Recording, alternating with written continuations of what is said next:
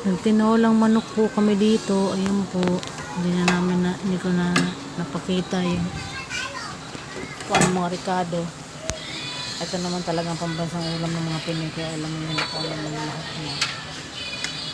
Yan, tayo na lang pong maluto. Bandra natin mga ito. Tikman po. Yan naman lasa niya. So malapit na kaming kumain ng that time.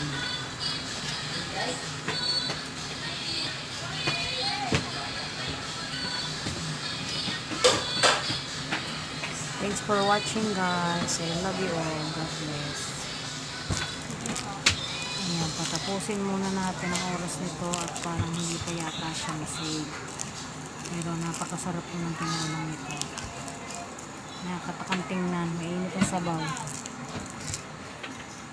Bagay sa maulan na panahon. Bye.